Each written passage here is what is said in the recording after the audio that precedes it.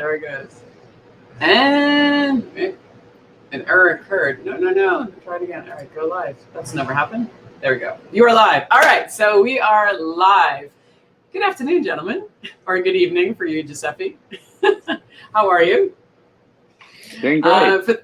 Great. Fantastic. So for those of you joining, I have with me, as you can see on the screen, Giuseppe Gallo, the founder and owner of Italicus, right? Can I say founder and owner? That's correct. All right. And then also Jorge Raptis. I know him as the tequila and the agave man because we used to work together at Diageo. But now he's the educator for Southern Wine and Spirits in the Diageo portfolio in the Southwest. Well, it's all over the place, but yes. All over the place. And now he's got an entire portfolio of brands that he has to work with. So, gentlemen, a question I always start with is just telling me a little bit about your background and how you got to where you are today. So just a quick recap of like your entire career in 3 minutes. Jorge, I'll start with you. Sounds good. Well, I started, a long time ago with the hospitality industry, restaurants, hotels. Then the first opportunity I had, I started with an agency working for Cruise Light, the brands. And then I wanted to really dive into the spirits. So I joined Republic National. From there, I became the brand ambassador for Don Julio. And I left that to join again another distributing company with Glazers. Went back to the ambassador position as the lead in the United States. And then I did the national educator for Latin spirits, mainly agave. And now I am the educator for the Southern Glazers, wherever Southern Glazers is managing the Diageo portfolio. That's what I cover to education in every category. So. And that was really good. That was amazing. In a nutshell. And Jorge and I used to be brand ambassadors together at Diageo and work for MKTG back in the day. So we know each other for a long time. And Giuseppe, how about yourself? I'm today the ambassador of the Made in Italy in the world. That's the way I like to define myself. Very nice. I'm Italian. I've been in the industry for over 20 years right now. As you can hear from my accent, very strongly Italian. I'm an Amaro and Vermouth lover, first of all. I went through the whole steps of the hospitality career, coffee bar, summer season, waiters, working in the restaurants, then going in Star Michelin restaurants, working in private clubs, beach bars, hotel bars. Then I went to work as a global brand ambassador for Martini Rossi Vermouths with the global marketing team at Bacardi in UK, London. Then I left there. I started my own consulting agency company called Ita Spirits, which is still working today on it. And in 2016, I launched my own brand, which is Italicus, Rosolio di Bergamotto. And in 2019, I launched the first edition of the International Roma Bar Show in Italy. Altogether, a cocktail evangelist. I love cocktails. I love drinks. And you love everything Italian.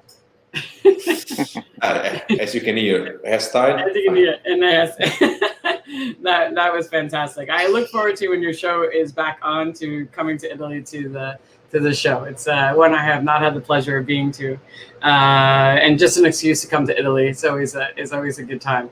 All right, so the one thing that I really admire about you gentlemen, I mean, we've all been in the industry for over 20 years, and the fact that you both have become known as an expert within your category. So for Jorge, it's been agave spirits, and for Giuseppe is vermouth, and now a Bergamot, the man who brought back the Bergamot liqueur. And, I know that becoming an expert is not easy, and this is something people really struggle with because they feel like they need to be an expert right away when they just start a brand ambassador role, or they just start to know and they feel like they need to know everything. And it takes time, as we all know. So I just want you to share some of the steps you took to become an expert and what steps you kind of took to build your career to make people know that you are the expert within that category and build your personal brand as well as the brands that you worked for. So Jorge, I'll start with you. So yeah, it's not easy. It's just I tell people there's no substitute for the experience, first-hand experience. So the first thing I think it's be passionate. Look for what really passions you, and look for that specific spirit category or that specific brand that you love, and dive into it. There's a lot of things that I consider or I used to consider hard for me because I'm from Mexico, being Hispanic, having an accent. I thought that it would be a challenge, but I actually took the opposite approach, and I embraced it. I was proud of my heritage. So that also helped me become, the expert in agave, because I didn't see all of my background as something that was going to hinder me, but the opposite. So that's what I dive into agave. I surround myself with people that were passionate as myself and that knew more than me as well. A lot of times we're afraid of asking or being with people that know more than us, but I think that helped me to get my education. And with those friends, I took a lot of trips, to Mexico and learning about other brands, about other products, because being an expert is not only knowing your brands, knowing your category, but knowing what is happening in the industry as a whole. So that first-hand experience, there's no substitute. And that's where you get all these experiences and turn them into, stories that you can tell and you can share. And always, when I think about how I became, the well-known or respected person in the industry, is because you do respect other people in the industry. You have to respect the competition. There are many products out there, and I think that having that respect will gain you the respect of others as well, and they will see you as a credible person when you're objective, not when you're just talking about one brand, but you're trying to elevate the whole category. No, I think that's a good point. I just want to hold on because I was talking to Julio and Thomas Estes, which was a fantastic interview, and they were talking about. And Julio, have you ever gone to his academy at his bar at Tommy's? I have not. He has an entire tequila academy, which is hilarious to hear about because he literally got, it started just for consumers, and now it's really intense. And in order for you to go to Mexico with him on a special trip, which would bring bartenders and other experts, you had to prove to him you could hold your liquor. So you had to get really, which is not responsible anymore. But he used to do that. But he said the one thing that he respected was, when bartenders would come down with one brand, they would say, hey, do you mind if I stay an extra couple of days so I can, on my own dime, and go visit other distilleries so I can learn, about the category. And he said that a lot of bartenders from London he was taking down there.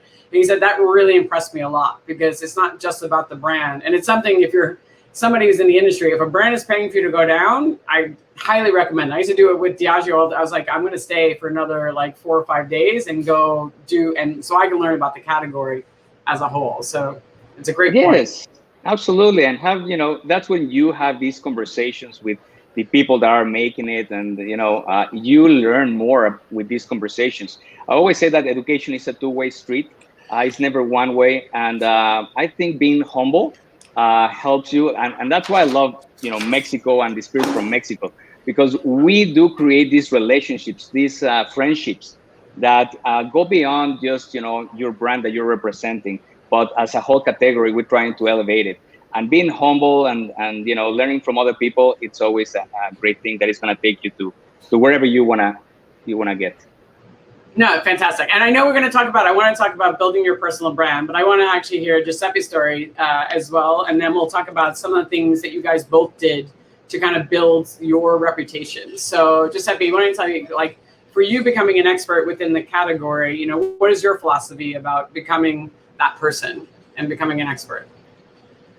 Well, to me, it was some of the things that Jorge just shared, very similar. So you need to be, first of all, an ambassador of your own culture. So for me, it was natural. Being Italians, be able to travel around the world, spreading the word with Italianness, I would say. So with the made in Italy, it was very simple. I was also credible because, you know, with a strong Italian accent, like, you know, you're coming from south of Italy, people, they see a natural connection with the homeland of the category, of the brand you're trying to talk about.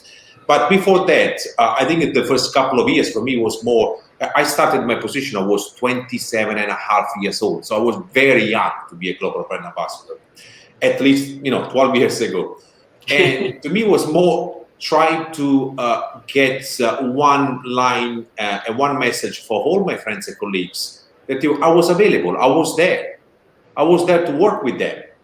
So, and, you know, I'm lucky because I was in a position, I was part of that generation of bartenders in London, in UK, which is the golden generation, the generation of the Agostino Perrone, Eric Lawrence, Alex Cretina, you know, and then a few years later, Simone Caporali comes over. And like, so, like, I was already part of that family. So for me, it was just about, guys, I'm here. What can we do together? Those guys, they used to run the best bars in the world. They're still running the best bar in the world. So it was all about trying to find the best way I could help them, I could work with them, and organically it will help my position, it will help my new role as a global ambassador. Then from there, one thing I understood immediately was that there was no education around vermouth. The reality is that 15 years ago, there was nobody trying to explain to people how vermouth is made. And I said, okay, maybe I need to do a little bit of homework here, due diligence. Let me go back to Italy. Let me dig down, like, you know, my regards to Magali Franco from Mexico. Yeah, Mama. And I was, again, in a very lucky position to be able to speak directly with the expert who they were making vermouth for over 20, 25, 30 years at the same level probably that Jorge had with the master distillery in Mexico. Like, you know, so with the maestros. And I went there and I started to ask any sort of questions. And the main difference is the Italians, mainly the old-fashioned style or the conservative mentality, the main answer would be, no, we cannot tell you that. This is a secret.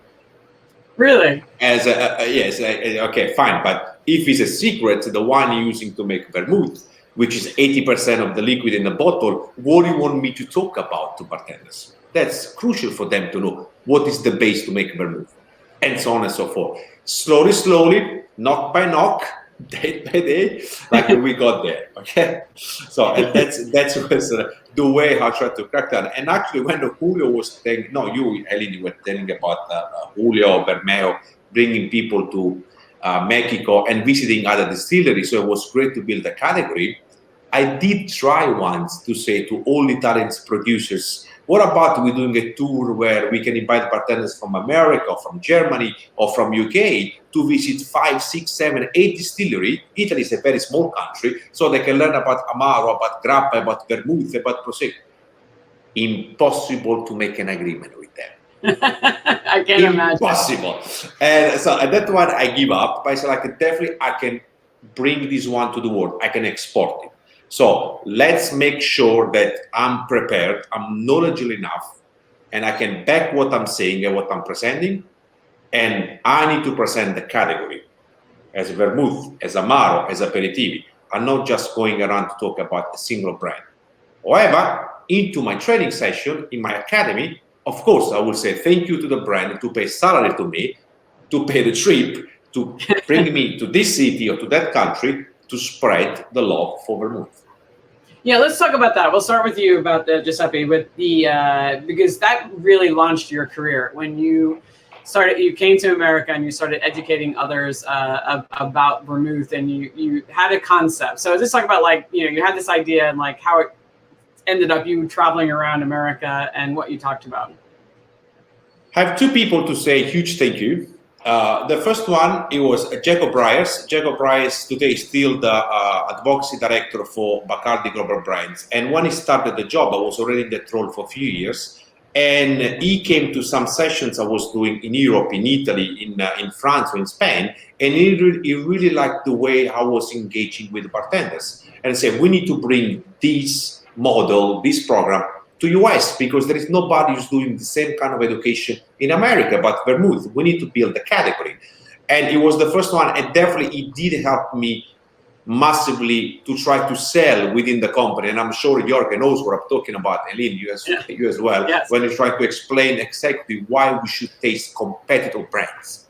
Yes. Like a brand director, they cannot understand why we need to taste another competitor's brand, because it doesn't exist one brand it's better than other. They're all different. You need to understand what the difference are, because the knowledge and the craft of a bartending is to know what the liquid, how it's made of, and how to mix a balance in a cocktail. It's not about spotting, this is good, that one is bad. This is just a personal opinion. It's all good out there. It's all about having the right knowledge. And this one is Jacob, and we put up a program called The Truth About Vermouth. And everybody loved the tagline. My English is very bad, but I came up with this line, The Truth About Vermouth, and everybody loved it. Like, ooh, why the truth about vermouth? Because like you can ask any questions you have about vermouth, about any brands you want. We're gonna have all the brands available. Let's try to analyze all of them. And I will never spend, and that's what I'm really proud of, in over like 7 or 8 years, no even one, let's say, negative word about another brand. It's all about education. It's all about the category. And the second one, it was a gentleman that you may know. It's called Philip Duff. And in 2013, I like that, man. We were in 2012. We were in Portland for the Portland Cocktail Week, one of my favorite shows in the world, by the way. And we're having a little breakfast. And I was sitting there with Philip, Dushan, and a few other people. And Philip looked at me, he's like, Giuseppe, I think we should do a nice Vermouth Academy, Vermouth Institute at the outside of the cocktail. Like, I like the ideas, like, how we can do it. That's how we started to work together to put that one in place for 2013. And it was a 3 days full room of people attending to the Vermouth Institute. And from there, I basically traveled. I was looking at the number. I've done in 5 years, 21 different countries, 76 different sessions, and 14 different cities just in US, of 2-hour session about the truth about vermouth, of an Italian with a funny accent, which half of what I was saying, people, they could not understand it because of my accent. Like, coming there and listening to me talking about vermouth. And literally, I went from Tokyo to Brazil, to Australia, to Portland, to London, and to Moscow. So literally, I've been traveling to work, educating bartenders about vermouth. And that's how people are starting to appreciate, I think, the fact that I was trying to educate them about the whole category and telling them what I knew about every single brand, and not just trying to sell them something. No, which is a fantastic, it's such a fantastic approach. And I got to say, I give you, I'm always very thankful to you, because I remember being, at the bar, at Diageo and making cocktails, and people would see me pull the vermouth out of the fridge, and they'd be like, why do you have it in the fridge? And, just having to explain over and over again, like what vermouth was and why it needed to be kept in the fridge to stay fresh, or at least if it's in the well, it only has a certain amount of shelf life and you need to throw it out. So I was like, how long has your vermouth been in your well? They're like, we have no idea. I'm like, get rid of it now. And, tasting you on 2 styles. So I took the playbook from you and try to help it get moved to the next try to help where I could. All those. It was my hashtag. Yeah. It was my hashtag. Every time, like, keep your vermouth in the fridge. Keep your vermouth in the fridge. In the fridge. I love it. Now, I know, Jorge, you created something very similar, which I know is not easy in Diageo, especially trying to convince them to talk about competitive brands. I always give the funny story when I used to make cocktails with like Saint Germain when it came out, and they'd be like, we don't own Saint Germain. You can't use Saint Germain. I'm like, we don't have an elderflower liqueur. It's the only one that exists, and it's the bartender's ketchup. If I put it in a cocktail, it's going to sell. And they're like, I don't understand. I'm like, you don't have to. Just stop, pretend you don't see it, and just move on.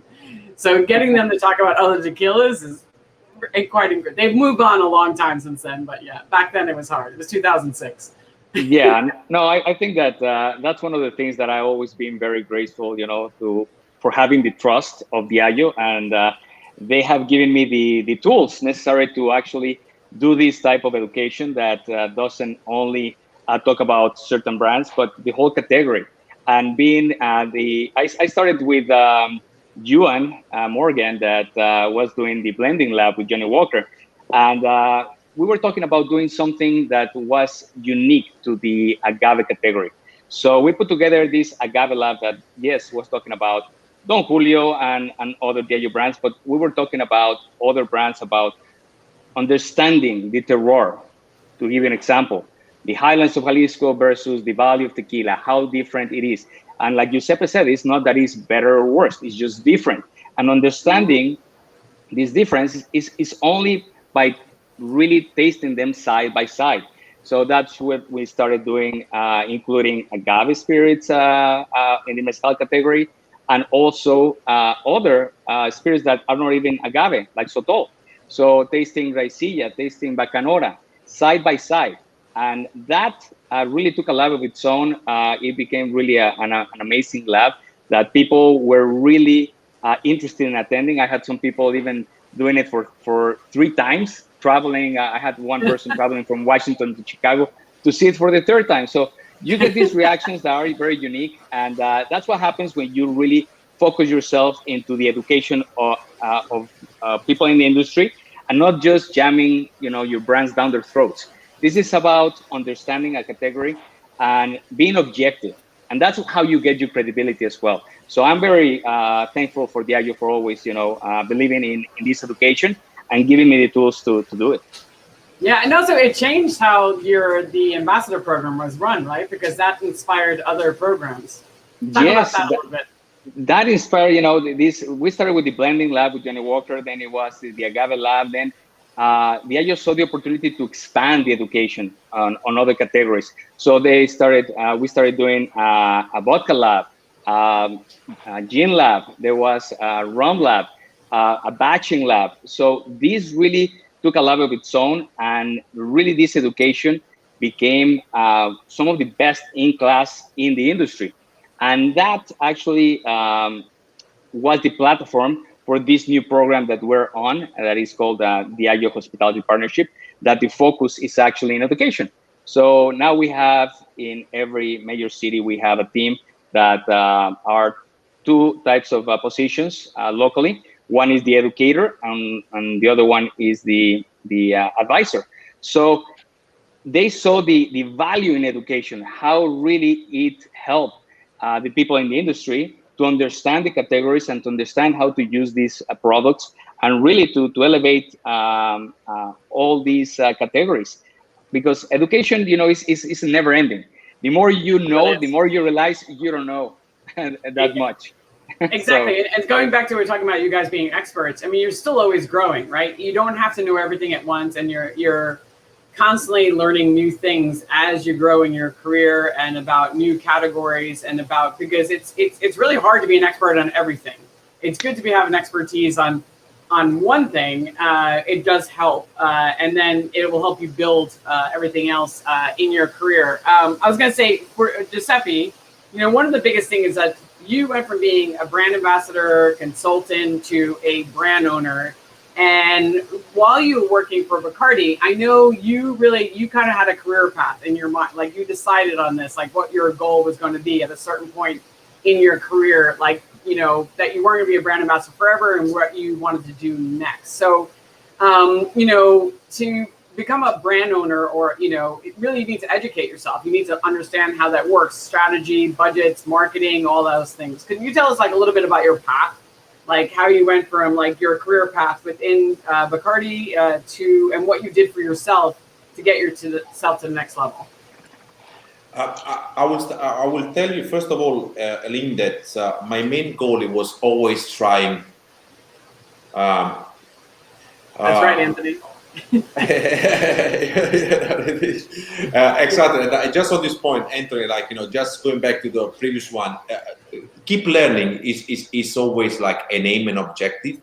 And then when you sit and you talk with a master distiller about agave spirits or about how vermouth is made, then you understand that you don't know nothing about the category.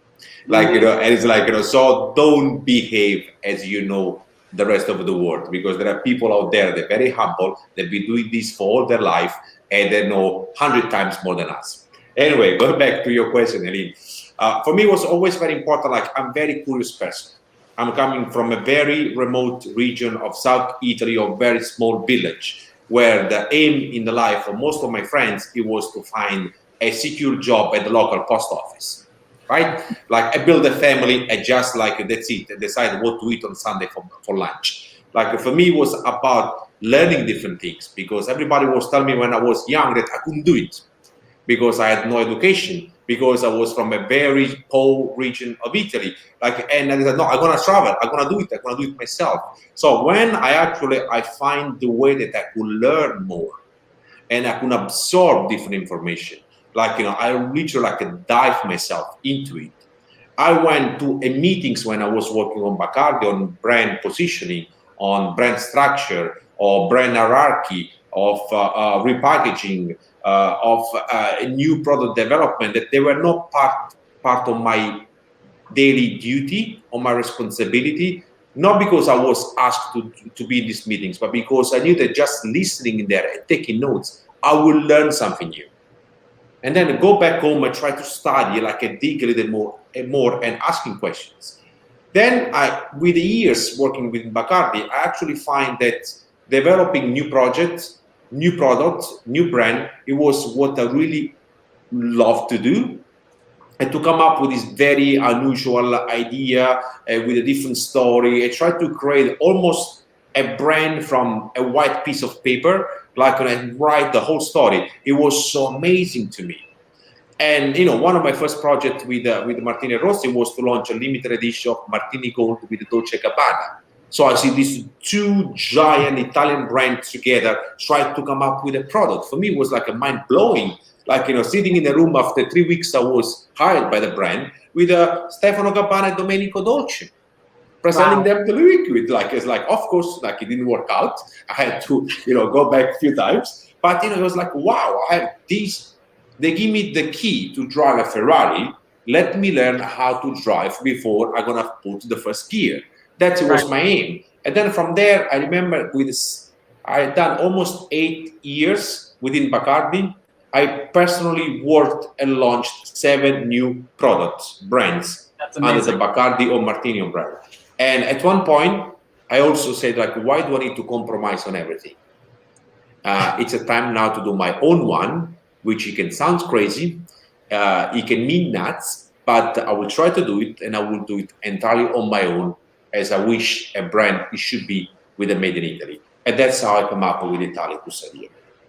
No, which is fantastic. And I think the fact that you took the initiative, and it's something, not everybody would think of, to say, hey, do you mind if I sit in this meeting? I'd like to understand this a little bit more and to take notes. I'm assuming that's how it happened, right? You ask people, like, hey, can I be part of this? And, it is sometimes, it's a great point. It's like, sometimes it's like, if you have a goal, or even just, you might want to change someday, you might want to just move into something else, or just understand the business a little bit more. There's so many, I found that executives are so open to having deeper conversations, and so many of them, want to mentor people. Like, they have all this knowledge, they would love to share it with you. So it's like, can I just have a meeting with you, once a month to, like, pick your brain, or to get a better understanding of, like, how the industry works, and, how you got to where you are. And it is something I definitely didn't take enough advantage of. And now some of the people I used to work at Diageo are actually some of my mentors now. They've reached out to me, and they, and they're offering to help me build my business, which is, I'm so grateful for. Some of them are my clients, so which is also really kind of cool. It's like, you never know where life's going to go. And I was like, wow, I didn't know you respected me that much, but okay, this is great. It all works out. So it is something, it's taking that initiative. So it's a great point. To me, I still remember this date. I was in a tour, in a visit in the US, and I always knew that the US route to market is different comparing to Europe. It's the 3-tier system that in Europe, most of us, we are completely ignorant about the 3-tier system, of what it is, why it's there, how it works. And I remember asking the brand executive, the VP brand executive for Martini Rossi in Miami, and Bacardi was like, you mind if I'm going to go around with your sales team in Miami for a couple of days? And the guy looked at me like, like, you're working for the marketing team. Why you want to go around with the salespeople? I was like, I want to learn how you sell the brand here, how you sell the product, what kind of conversation you have at the bar with those bartenders, with the beverage director, like, what's the language, what's the code there? Because I'm sure it's different comparing to Europe.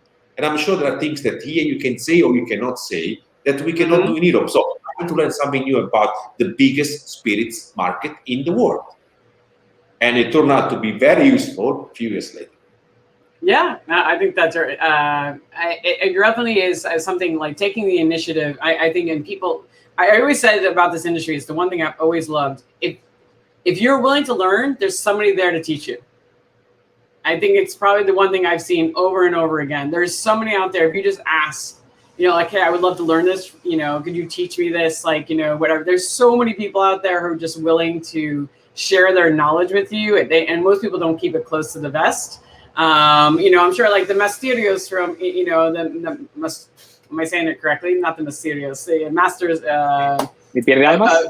Yes, thank you.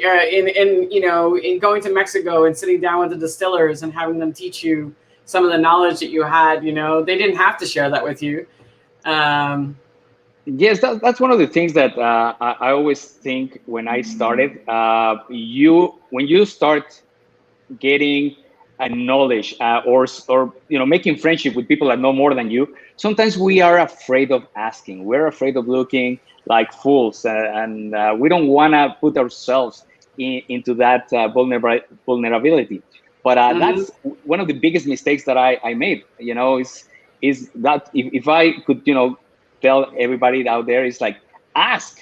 There's no dumb question. There's no stupid question. Nobody was born knowing everything. So that's one of the biggest things that I think I learned throughout the years of not being afraid and going to Mexico and really talking to the people that make it. Because, with these conversations, when we're doing the Agave Lab, it's a two-way conversation, as I was telling you. It's a conversation. And you get asked questions that you don't know, and you have to be honest and say, I don't know. And that gives you the opportunity to go back to Mexico or wherever and talk to the experts that are making the product and say, what is exactly happening here? What is the answer? And sometimes you get even opposite answers. You don't get, a straight answer. So you need to understand, the whole context of who's telling you and research more. And the consensus, where most of the people are telling you, that's what you start, teaching. So it's always an ongoing conversation, an ongoing thing that never stops. Yeah, and I also, one thing I learned is a couple of brand ambassadors told me they have a direct contact with their master distillers. So they can literally, they've been on stage and they're like, somebody asked them a question and they're like, I don't know the answer to that, but give me a minute. Let me text the master distiller. And they were like, you can text the master distiller. Like Dave Mitten told me this from Lot 40 and oh my God, who I was talking to last week? They were like, yeah, I just texted. And they were like, whoa, you got the answer back. Because you always get that asshole, right? That always asks you things that are like, who would really know the answer to? And it's like really technical. And they don't even know the answer. They're just being a smart ass and they want to know. And sometimes you really just want to be able to say, yeah, give me a second. Yeah. And you don't know. You can always say, I don't know. It's like, you know what? It's just something I just don't know, but I will gladly find it out. But it's hard. It is sometimes hard, but asking the right questions, being humble. Being humble, a big one. Yeah. Elaine, this very specific example. I was actually with Philip in Buenos Aires for Tales on Tour 2014 because the Vermouth Institute at Tales of the Cocktail was such a success that we were asked to go to Buenos Aires. So we go there. And one of the questions coming from the audience was like, but the vermouth made here in Argentina or in South America, it's imported from Europe. And obviously the answer is no, it's made there locally because it just would be too expensive to make it in Europe and ship to Latin America. But so what kind of wine do you use? Where it's coming from? It's different. And of course I didn't know, I was not prepared how technically it's made the vermouth in South America. I thought it was very similar. And actually, I'm jumping on a backstage, I'm giving a call to the master blender of Martini Rossi. He's giving literally in 3-minute speech, bam, bam, bam, bam, all the information I needed. I'm working out, it's like, okay, because I got a text from the master blender. That's the wine, that's the region, that's what it is. By the way, Montevideo in Uruguay is the largest Piemontese population outside of Italy, because all the people from that region that were migrating here 100 years ago, on top of it. So now we understand why it's so popular, Fernet and Vermouth and so on and so forth in Argentina and South America. Like, and everybody like it just blew up. It's like, how possible? It's like, that's hands off.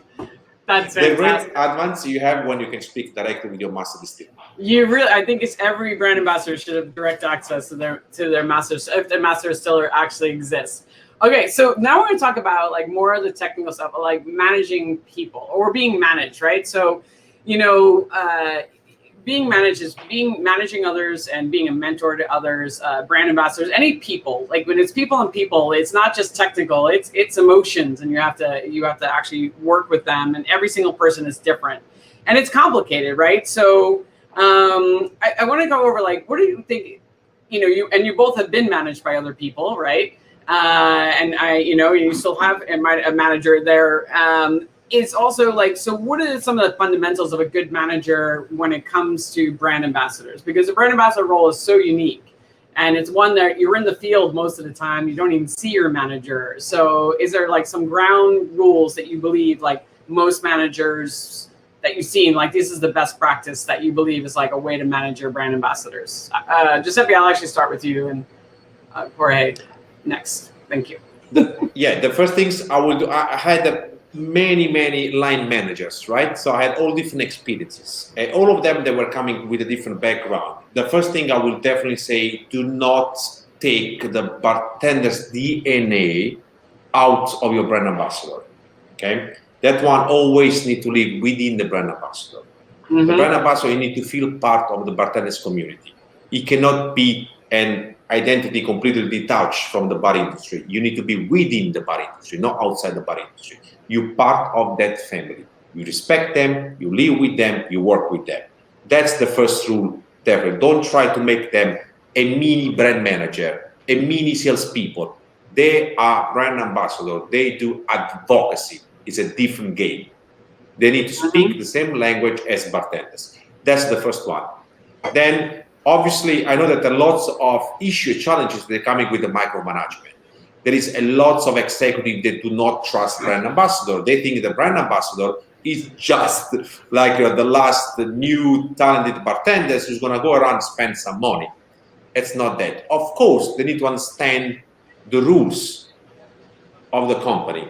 They need to respect, and they need to understand there is not a magic trees where you can go and pick dollars and just pay for the bills. Like that one, they need to be generated by sales and by some other stuff, by the business. Like you need to explain, but it's a process. Yes. Most of the bartenders, most of their life, they're working with the hands. At some point, the hands, they got to relax, and they need to start to work more with the brain. It's not an automatically switch. It takes some time to get there. So you need to drive them. You need to guide and explain step by step. And not everybody's that quick. And in the end, the thing that I definitely will recommend everybody, you need to empower your brand ambassador. Yes. Too many times I've seen brand ambassador which they even scared to give an answer. Brand ambassador, they sitting at the bar. One of the first rules that I'm always giving to all our ambassadors is you got to sit at the bar. You don't sitting at a table. You always sit at the bar because you need to talk with the bartenders. You need to watch what they're doing. You need to understand which one is the spirits, the bottles they're working mostly. And then you're going to start to understand. Don't bother them. Don't disturb them. Be nice. Be respectful. Leave the tips. But like you sit at the bar. And when you sit at the bar and the bartender is asking you questions, the brand ambassador, you need to be empowered to give an answer, to make a decision, to make a call. I see a lot of ambassadors that they're just like, they don't even know what to answer. They answer a corporate line, which they've been brainwashed for 6 months. Why? Like, they're not signing off $1 billion advertising campaign. They may gonna sign off $100 bill, no more than that. Right. So empower them to make decision. Do not micromanage them, and make sure they buy into your vision so they can really spread your brand cradle. Yeah, there is nothing more frustrating, I know, for bar owners on your point about the empowerment, because And it's also frustrating for a brand ambassador. It's like suddenly somebody wants you to sponsor something. It's really cool. You know, it's the right fit for the brand. You know, it's everything the brand stands for. And you're like, I'm going to have to get back to you. And it goes, you know, and you send the email and the brand manager like doesn't respond. And then you have to wait. And the person's like, hey, the event's happening in 2 weeks. And it's like, it's like, you know, it's $500. And it's like, all right, that's a brand spend. Like, I know I can spend it. I have the budget for it, but is it legal? And then it has to go to the legal department. And then it has to do it. It's like, there's got to be some guidelines, but like, here's what's legal, who's not legal. Like, just say yes. Anything under this amount of money, you can just say yes to, you know, and I know it's hard because under big corporations, but it is frustrating for probably the bar as well to not be able to say yes. And to have that, and for the brand ambassador, because you feel stupid. Yeah, you don't feel in charge. I'm going back to my first, you know, when we started today, is like, you know, you need to make sure that you can talk with your colleagues and with your friends and tell them, how can we work together? How we can cooperate together? So that's very important. Like, by the way, my regards to Dean, my regards to Natasha. We can see a lot of friends. Those are real ambassadors, not me. Those are real ambassadors. I'll to them. Yeah, and you know, just to build on what Giuseppe said, exactly. You know, you need to set them up for success, for them to understand the vision of what is the responsibilities, like keys, you know, expectations, what are the needs, what exactly you are supposed to do. So to me, it's always about, like, from the start, an onboarding education, where you can give them the tools necessary so they can be successful. What are the guidelines? What exactly you're supposed to do? What you're not supposed to do? So communication is key here. And I think that you have to lead by example. You have to tell them, you know, this is what I have done that has taken me here. A lot of times we share presentations, we share, you know, information, but you need to make it relatable, you know, with examples of everyday life. And also managing the environment. Sometimes, you know, every single company has a very different environment. And you need to create your own environment with your team. I think that's very important to build trust. If they don't trust you, they're never going to come and ask you for things like you were saying, you know, there's an event and they want these.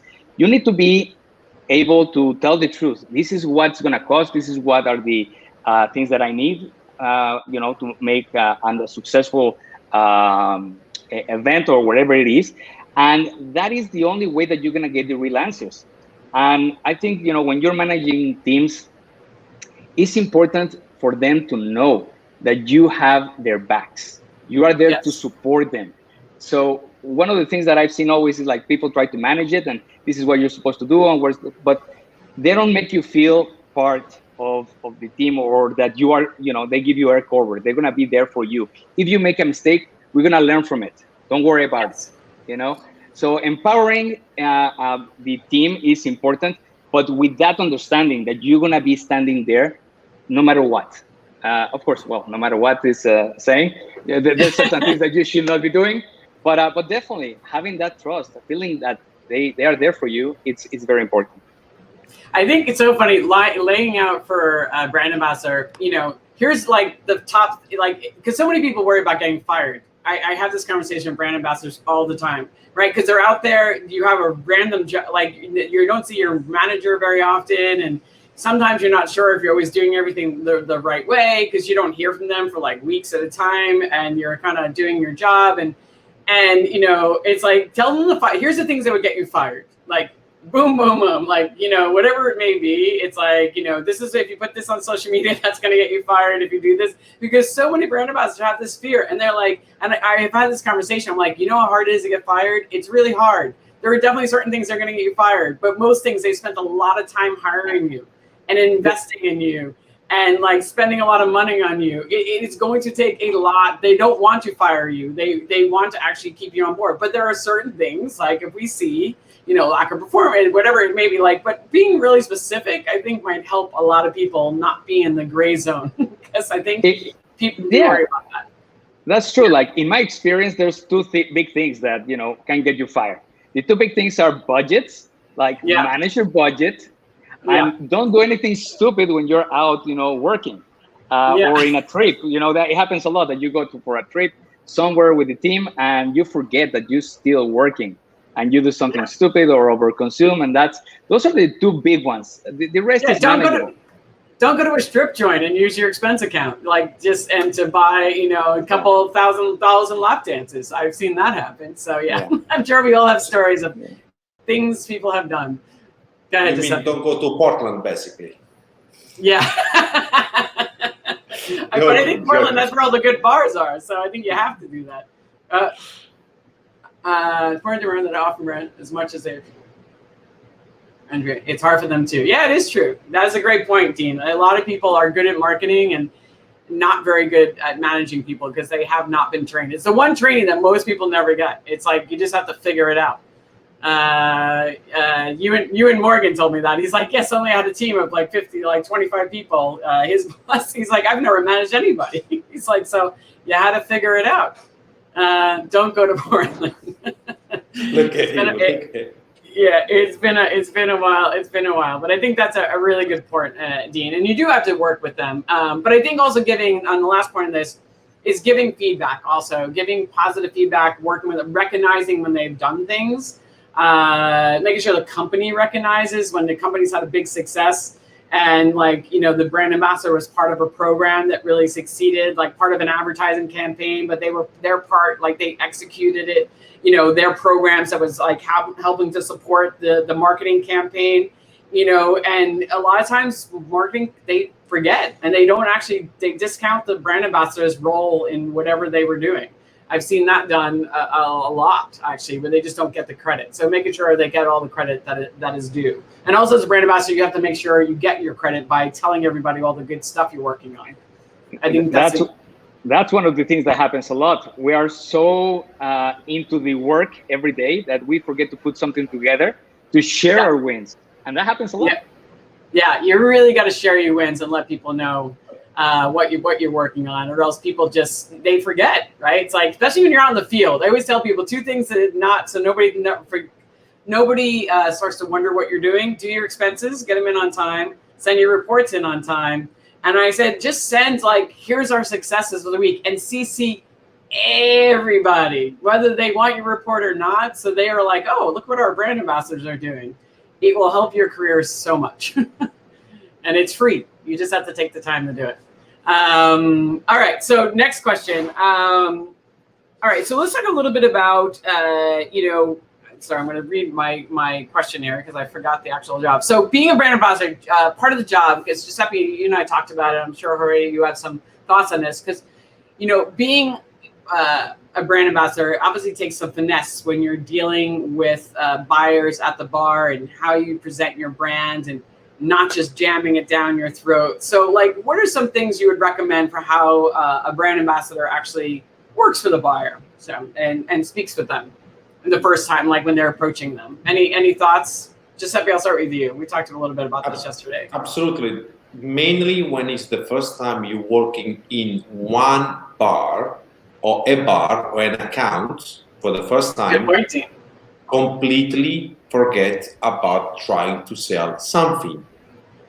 Just go there and experience the bar, have a drink, make sure that when you leave, they know who you are at the end, not when you arrive. Don't arrive with your business card from your pocket right away. You know who I am. Nobody cares who you are, okay? Be a customer. Enjoy the bar. Enjoy the vibe. Enjoy the drinks. Have another round. Offer to your friends. Leave some tips. And by the way, at the end, it's like, I would love to come back and have a little chat with you if it's possible. Don't try to sell anything. As I said, you part of that community.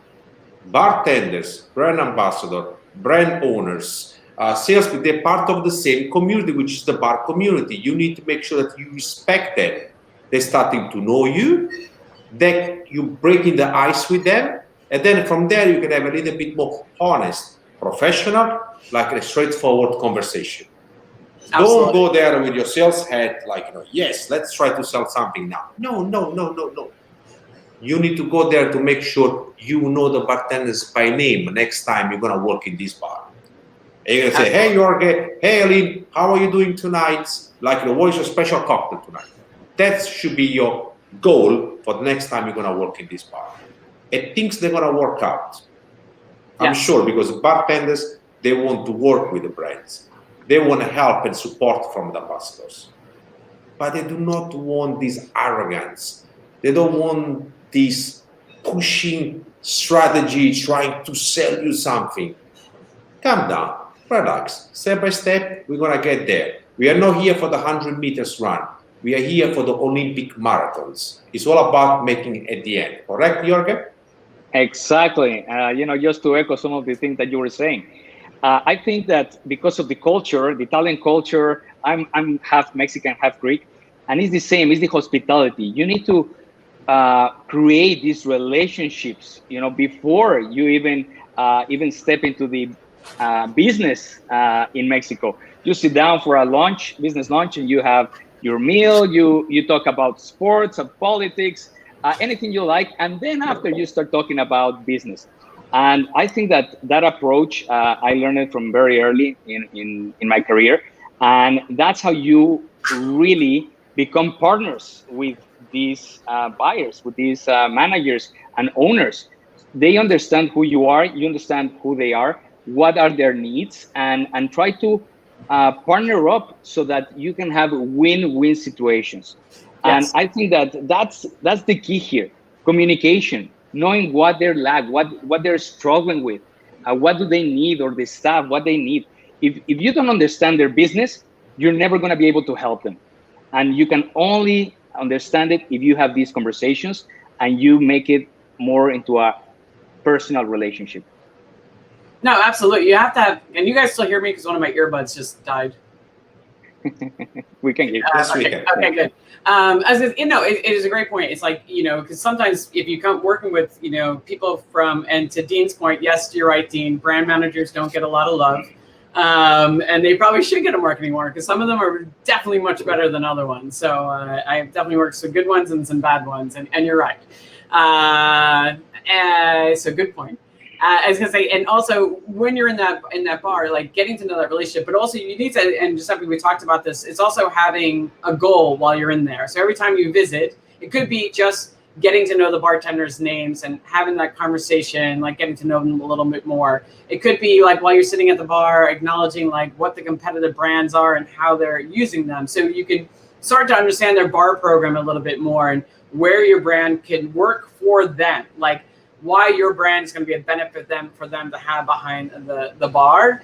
Sometimes you find out actually it probably might not work there at all. Sometimes if there are bars, like I walked in, I'm like, yep, nope. Like 4 of my brands I have a whole like are not going to work here, but this one will, and this is why I know. So it's going to be a win-win, as you said, Jorge. It's going to be a win-win. And the last point to just have about building a relationship, absolutely, don't shove your brand down. I know that was an early mistake I made because I was like so anxious to like try to sell, especially on work with.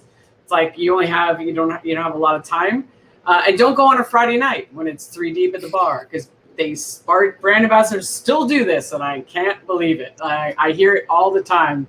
Or a Thursday night, go on Mondays and Tuesdays or Wednesdays when it's quiet. Right now, obviously, it's a little bit different. People will be just happy to see you, but still, like a lesson to know. But all really, really great points. So I also want to talk about, one of the other parts about being a brand ambassador is obviously being a storyteller and a great presenter. It is a skill set that maybe you don't have always when you come on. It's something after you practice it a lot, you get better at it. But I just want to talk, like, what are some of the things that, both of you guys are really great presenters. I've had the pleasure of seeing you present many times. What do you think makes a great presenter, and how do people get to that level? Either one. Giuseppe, go ahead. I go? Yeah. It's okay. It's although bartenders, they are natural and usually brand ambassador, they're coming from the bartenders world, natural performances, I will say. Public speaking, presenting in front of a crowd of 100 people, 1,000 people is a different game. Yes. With a mic, with a speech, with a presentation, with a time frame, with a clock, like with a TV screen, it's a completely different game. Now, in order to be able to do that, you need to study. You need to invest in yourself.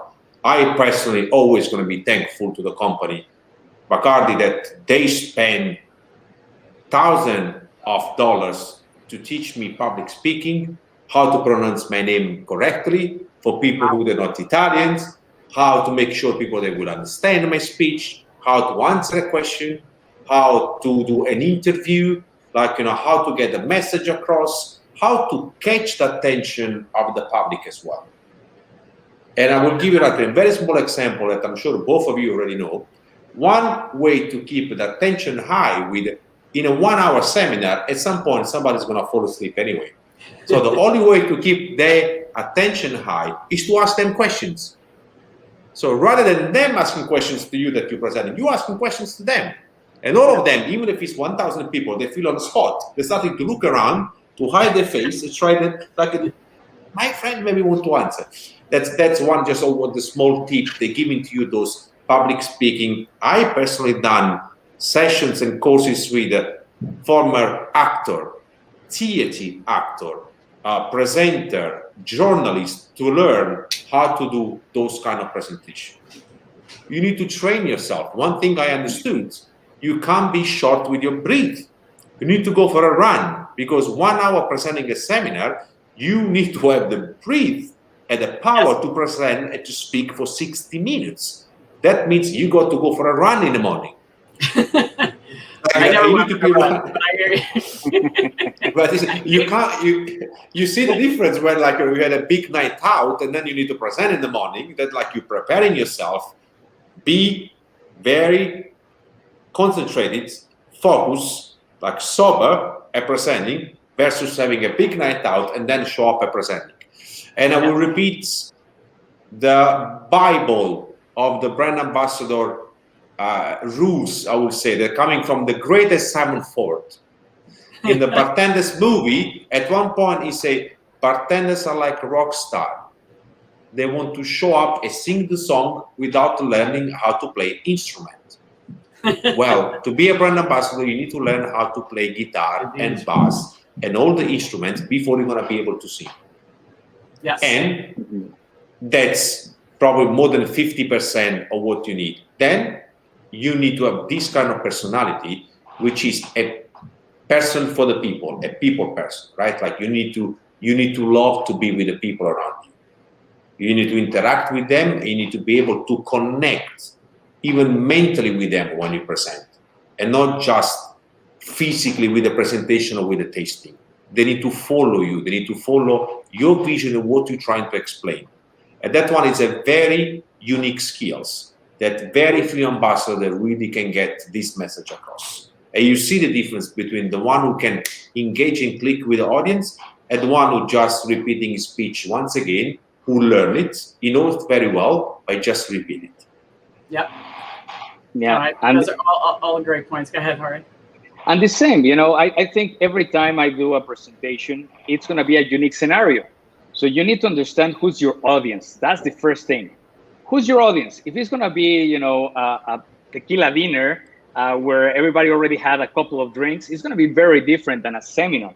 So understanding your audience is going to help you tailor what you're going to be talking about, how you're going to be actually engaging with the audience. So as Giuseppe was saying, questions are great. They always keep them in their toes. And having a two-way conversation, like I hate just going somewhere and just talking. No, this is a conversation. This is always, trying to inspire others as well, and getting questions that you have never been asked before. And through storytelling, we were talking about, through your everyday experiences or unique experience that you have had in the past, bring them to life. I think that's the key. Be relatable and be passionate. Yes. I mean, whatever you do, you speak about. If you're not passionate about whatever you're going to be speaking out, people are going to notice and they're not going to follow. People notice that. You can teach somebody a lot about chemistry and the engineers and the fermentation, distillation, but if you don't make it relatable, you don't make it fun, if you don't make it interesting, and they can see that you hate that or you're not passionate about it, they're going to be disengaged. So that's the key thing. Be passionate.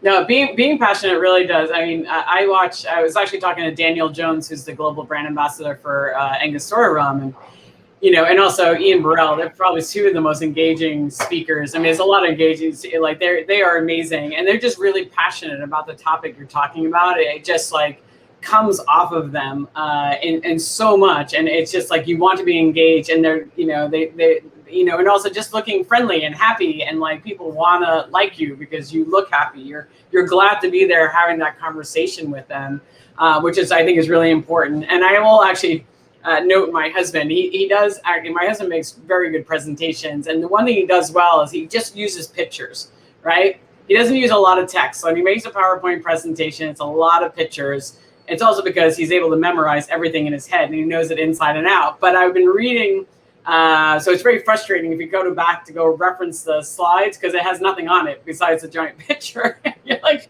you have to take notes. But it's being able to tell that story. And I actually looked it up. I was looking about what makes the it factor, right? Why do people have it and some people don't? And watching TED Talks is a great way, you know, to understand people give great presentations. And they work with people. And the reason I brought up the Phillips presentations, because that's what they encourage people to do, which is just have lots of, just pictures, very few words, lots of pictures. And they work with their presenters for 6 months to make sure they memorize, but not only memorize their presentation, it becomes part of who they are. Because you can tell when somebody just memorizes something. I know when I'm presenting something that is something I'm not that comfortable with, it doesn't come off. But when I know something inside and out and I feel it, like I'm engaging. But if you just get up there, as Giuseppe said, like you've been out the night before and you're just rocking and like you have to present, it shows. It's like you're just saying the words on the page and people fall asleep. So you have to really kind of bring it all. And I don't know about the running beforehand, but I definitely I do these voice exercises and, you know, and I practice my presentation in front of the mirror. Like I do my presentation first to kind of see how my body language is and how I'm engaging. It really does kind of help to kind of practice it that way. At least that's something that I do. Do you practice before? Well, depends. If it's you know, a topic that I'm not very comfortable, yes, definitely. With agave spirits, I'm more comfortable, so it's more natural. You know, whatever it comes, I'm usually ready. But one of the things that you were saying is that keep it simple. Sometimes, you know, people retention is going to be very limited. They're going to remember the main 3 key things, but they will always remember how you made them feel, and that's the key. Yeah. How you made them feel is really, really important. All right, we have time, or a little bit of time for a few more. And I think my other...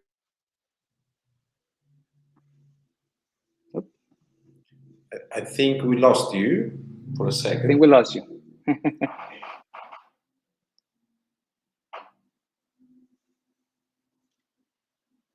Not yet.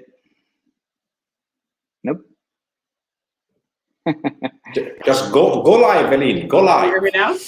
There we go. Now, yes. Me? Off the computer? Yes. You can hear me. I can't hear you. But that's all right. So I really can't hear you. Let's see. Sorry, guys. I'm going to just try to, because there's no microphone. All right. So sorry for you guys can hear me. All right. So I'm going to hope whatever you're saying is the right thing. So I'm going to ask the right questions. All right. So while I get my new earbuds, you guys can entertain the audience. All right. So let's also talk about, you know, how do you recommend that a bar owner works with a brand ambassador? Because this is something that bar owners have asked me, like, how do I get the most out of the relationship? Giuseppe, I'll start with you while I get my earbud. Absolutely. Talk amongst yourselves, but answer the question because there are people answering. It's very important that I would say you always respect the partnership and the friendship that you have with the bar owners and with the bartenders, and also you keep it professional. You keep it as a business.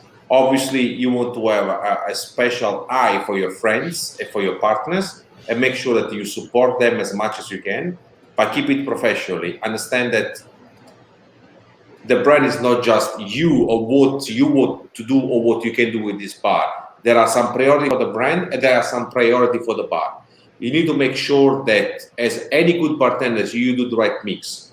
You take the best priority from the bar, the one that you have from the brand, and you try to blend them together. It must be always a compromise. It's not just the bar that need to adapt themselves to the brand, or the brand to the bar. That's what I would say. Right over there. And while Eileen tries to sort it out,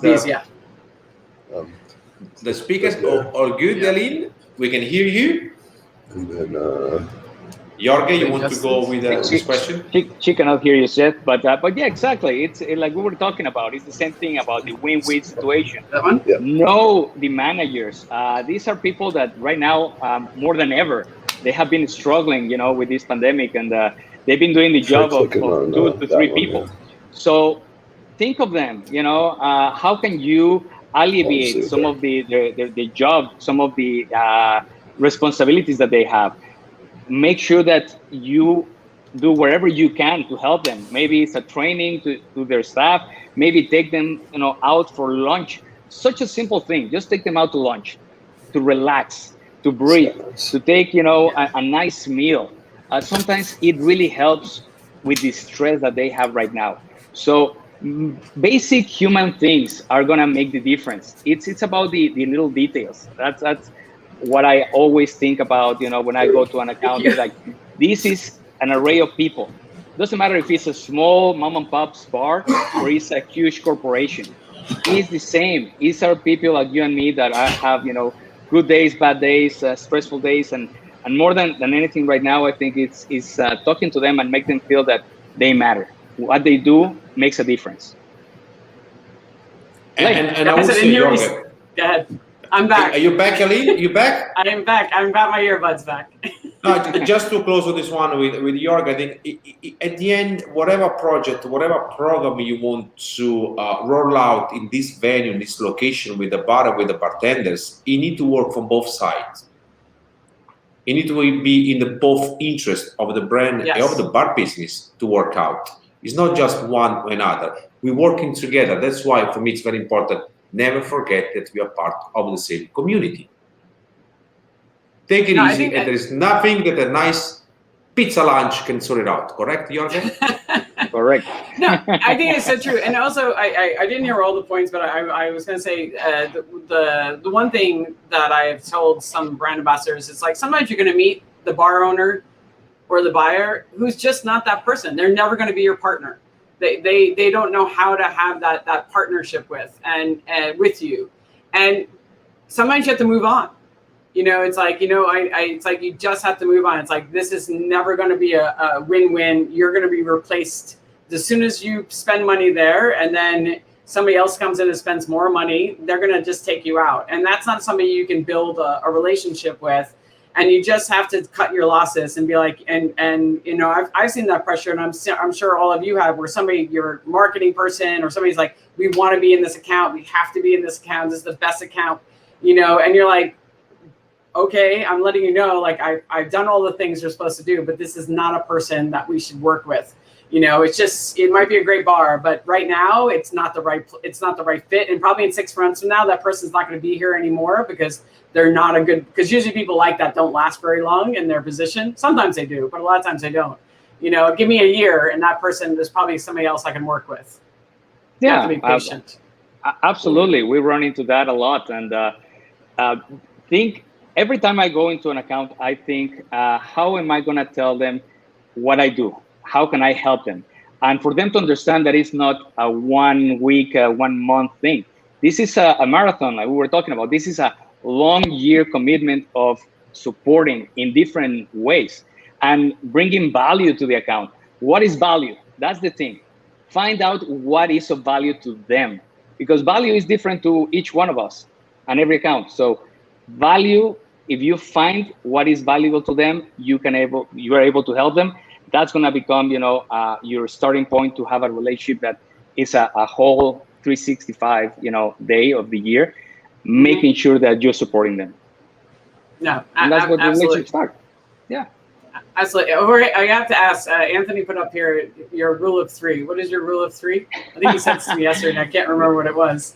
We have in the Diageo hospitality partnership with Gregor Katanak the rule of 3. That keep it simple. Always try to organize whatever you're going to be speaking about, and of course have your main objective, your introduction, your 3 points, And in these 3 points, just the basic 3 points in each of them, and then a conclusion. If you have that, at least you have, a guide to really get you to speak about what's important instead of just losing yourself into, many different topics. I think that's a good rule. I like that. I think that the rule of threes. And Anthony had something else to say. When the manager and I both know you are the right fit, but you cannot compete with another portfolio that's paying to play. That's a hard one. Any thoughts on that, gentlemen? Paying to play, it's always going to be part of this industry. And, that's that's a short-term relationship. That's a very short-sighted relationship.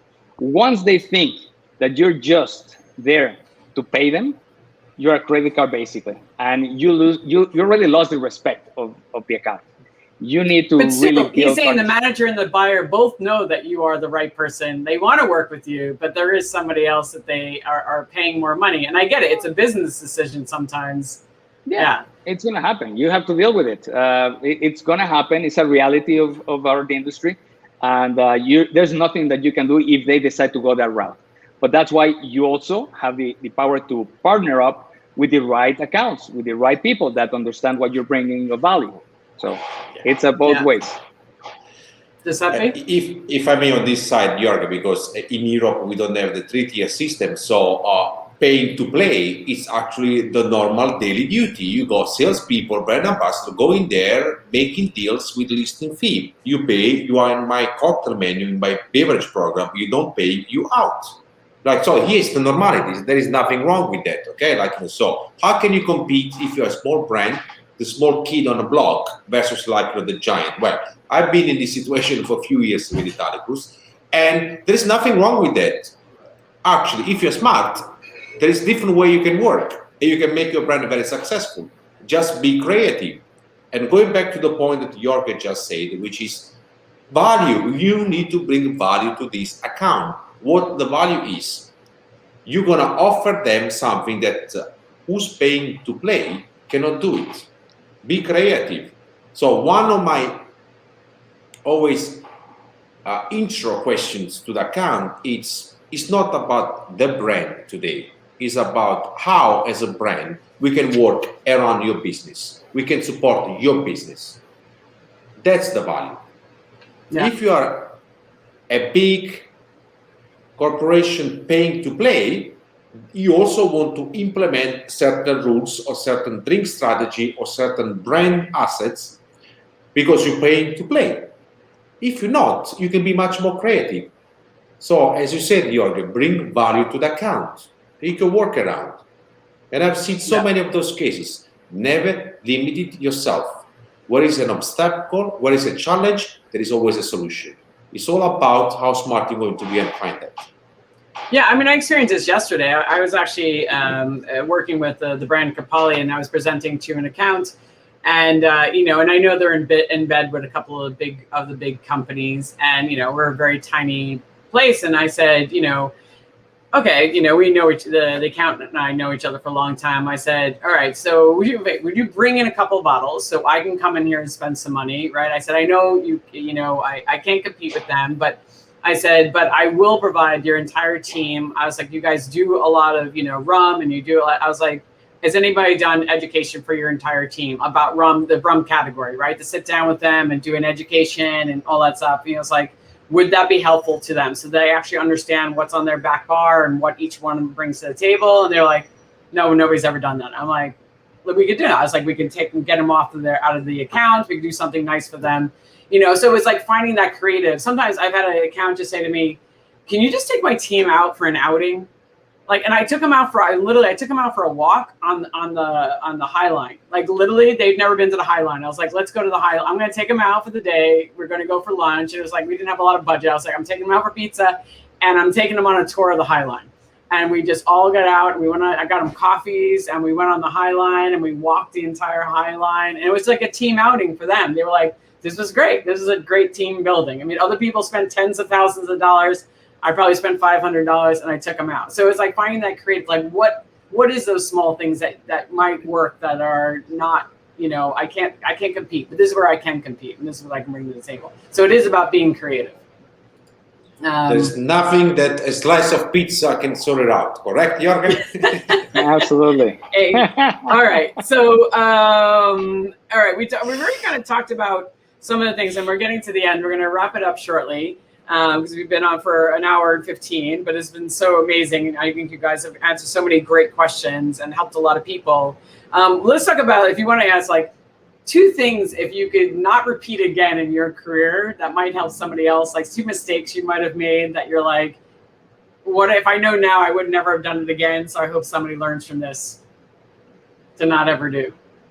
Or just mistakes you've seen other people make. If you're like you're like, yeah, don't do this. I will leave with you, Jorgen, first, okay? Well, Of course I you will, do. I will say, don't stay where they don't see the value that you can bring the company in a toxic environment. And things have evolved from many years back. But I remember being in distributing, working with certain companies, and their environment was very hard, very tough. So I've seen people treat this as a job, not a career, and they're not happy with their choice. And they continue to be in that position. And that's the worst thing that you can do. If it's not the right fit for you, leave, find the right fit. And that's one of the main things that I see in this industry. This is the spirits industry. This is supposed to be fun. If you're miserable, what are you doing? Do something else. Trips to the distillery tasting experience. Yeah, it's Mama Magali from Mexico.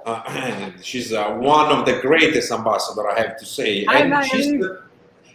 she's the proof that you can be creative, you can work for small brands, and you can get them there. We worked in Bacardi together. She used to be the ambassador for many years. So she done both sides. She knows exactly what difference is. One is not better than another. They're all different. Be creative and bring value to the bar. But to your question, definitely one of the main mistakes you need to learn when you need to keep quiet. Yes. Sometimes we talk too much, mainly when you had 1 drink or 2. So definitely learn that if you cannot keep it quiet after 2 drinks, leave, or just have 1 drink and leave. So it happened to me a few times that I stay a little bit longer in the bar, and you have 1 drink and 2 and 3, you're starting to chit chat, and maybe you sharing too much, you talk too much. Somebody can get offended, somebody can take it personally, somebody can take it good or wrong. So I started to give a rule to myself, which is also my second point, a mistake not to do. Remember that the brand ambassador, he has a time frame for you. It's not a job that you can do for all your life. It's a very demanding job. It's a very lonely role. You're traveling a lot. You're on the street a lot. You're on a plane all the times. You out there all the times. You eat when you're not hungry, and you drink when you're not thirsty, because that's your job. So you need to give you a time frame that you're gonna start. At some point, you need to finish. You need to move on. It doesn't mean you need to change industry. You need to change your role. You just need to go and do some other stuff. Yeah. So those are the 2 mistakes. Learn when you keep it quiet, and learn when you need to go. Yeah, I was gonna say, I'll share my own. I definitely know. I like to learn to be quiet. Or also, probably the mistake I have made in my lifetime is, you two have probably suffered from it. It's sometimes it's talking too much about yourself, just throwing it. Somebody asks how you're doing, and it's you're talking and you're just verbally dumping on them because you might be nervous, or you're trying to impress somebody, or oh, these are all the cool. I've hopefully learned in my old age is to ask more about what other people are up to, what's going on in their life. How are they doing? What's going on in their career? What are they doing? It's not that you can't share, but it's find out, connect with people more, and don't. We're always going to be in rooms. Great when parties come back. There's always amazing people. In the room. Connect with the people you're sitting with. Have that conversation. Don't constantly look to see if there's somebody better to talk with. get to know the person you are with at that moment, or else they're the most boring person in the world, then maybe you can move on. But other than that, like, really spend that time to get to know somebody, especially in that room, because you will see those other people later on, so really have a meaningful conversation if you can, because so many of our conversations just like ching ching, so yeah, great, but, and we're running. And one of the things I've definitely loved about COVID is having conversations like this and getting to know people better. And it's something in the last couple of years at cocktail parties, I've tried to make a more effort to do, like to just be with the people who I'm with and really spend time with them. Because time is short and you never know when you're going to see that person again. So it really, spend that quality time with them, because it really means a lot. All right, gentlemen, so the last question. So for anybody who you think is looking to become a brand ambassador, what is one recommendation? If you give any recommendation, they're like, I think this is going to be the job for me, and they're taking the leap from being a bartender into the brand ambassador world, what would be your recommendation? Over to you, Jorge. I'll go then. The first thing is find your passion and treat it like a career, not just a job.